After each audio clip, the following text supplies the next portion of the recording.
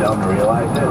New York baseball podcast. This is the baseball season. Yes, the Mets started out hot. The Yankees are hot now. You take a look at their two records. All new and all good. Podcastnetwork.com and WABCRadio.com. WABC.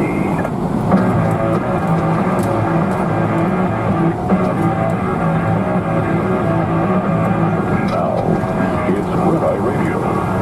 Gary McNamara and Eric Harley.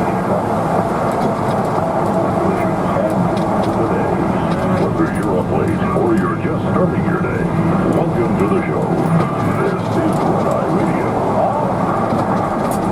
That's Red Eye. He is Eric Harley, and I'm Gary McNamara. Good morning. Well, it's going to be a busy day. Well, if I were Chuck Todd, I would not want to miss work today. Tomorrow or Saturday. Possibly Sunday. Working Sunday. Just waking up, the FBI has finished the background check. The White House has seen the background check report. It is now in the hands of the Senate. We have gone through the procedures that the Senate goes through. There's just one copy, I believe, for the Democrats and Republicans. That's it, one copy, and they can go and look at it individually over the next couple of days. They have to go to a room. They can take notes, but they cannot bring those notes out with them. Right. It is a procedure that was set up on background checks that was passed by the majority Democrat Congress, or excuse me, Senate, back in 2009 as part of the Senate. Yeah, they cannot take pictures or make copies for themselves or anything else. Again, they can make notes for themselves. Sort of in the same way the documents would be. I'm going to play this audio cut here yesterday. It was Alan Dershowitz, to hear him speak on it. Now, Alan Dershowitz, not a fan of Donald Trump. Right. Not a liberal. Not a fan of Donald Trump whatsoever. We've used it before when it comes to a variety of legal issues. Everything from going all the way back to the travel ban, which Ryan said, well, what does the Constitution say? Forget about your partisanship. What does the Constitution say? What are the separation of powers? We find that even though we disagree on the day-to-day issues with Dershowitz, I agree mostly with his interpretation of the Constitution. Yeah. And that's what, this is one of the problems. Alan Dershowitz is older than we. So he's an old school Democrat. He may have his opinions of what he wants day to day. What we should do with immigration, or how far welfare should go, or what taxes should be. But on the Constitution, he agrees with liberals and conservatives on how they view the Constitution. That's one big difference that we have today. And that's why you have somebody like Dershowitz, who is now openly ostracized by the liberals. The whole thing that he can't even go to Martha's Vineyard anymore because they've rejected him there because they view somebody who believes in the Constitution and holds it dear to their heart and believes in freedom of speech and believes in due process under the law. They only believe that when it fits their day-to-day narrative. And that's really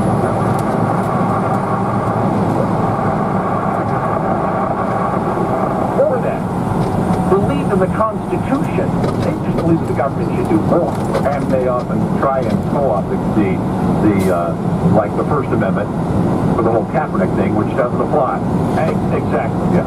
So I want to play this little back and forth between Tucker Carlson and Alan Dershowitz as they talk about, okay, what now? You are a liberal, you have lived your life in a liberal world, you go to Martha's Vineyard, you're a liberal. Did anyone ever say, look, I don't agree with Kavanaugh, I hate Trump, but I agree with you that due process is worth pursuing? Other liberals who feel that way. I found very, very few of them. For example, today, 700 law professors signed a letter. They asked me to sign it. I refused. I wrote a dissent. saying he now no longer has the judicial temperament. Well, can you imagine if this were a liberal who had been appointed by a liberal president who had been accused and who had acted similarly? I don't think a single one of those professors would have signed that letter. They all fail the shoe on the other foot test. Senator Booker, who I like and know, is just as wrong. This is all about partisanship. If the opposite was happening, if it was the Democrats who were putting up candidates, everybody was behaving the opposite way. And so it is partisanship. And I think the framers of our Constitution never intended the confirmation process to look anything like. I agree, and I hope that I would be honest enough to say so. I mean, we defended Al Franken on this show, whom I don't like personally, and I hate his politics, but I think he got shafted for things. Yes, he deserves to be defended. You wrote, or you were quoted in a recent piece saying that Julie Swetnick's lawyer may have a legal obligation to withdraw her previous statement. What did you mean? Yeah, I've done some research now. There are ethical and moral affidavit into Congress, and you later learn that there are things in the affidavit that are false. You have a continuing obligation to withdraw the affidavit. You cannot allow an affidavit to remain on the record. Right. If you have information suggesting it's false, and any reasonable lawyer hearing her on television says you can't any longer accept what's in that affidavit. She has to be investigated independently of the background check, criminally investigated, to see if she deliberately and willfully, with or without the aid of anybody else, made a decision just to frame somebody for something that he had nothing to do with. The evidence seems to suggest they never knew each other, they were years apart, they were operating in different circles. It wouldn't surprise me if an FBI investigation proved they never met each other. And if that turns out to be the fact, she belongs in a court of law, being prosecuted with a presumption of innocence, as a offender, but if the evidence shows that she committed perjury, prison. No presumption of innocence for her. Why are we going back to that, Dershowitz? That's wrong. She's clearly guilty.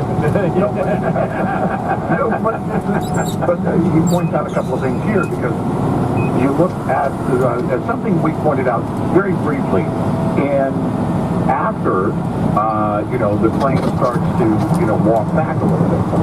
Well, that becomes very different because of the way that it was presented by her attorney, Swetnick, and the fact that it was sworn, the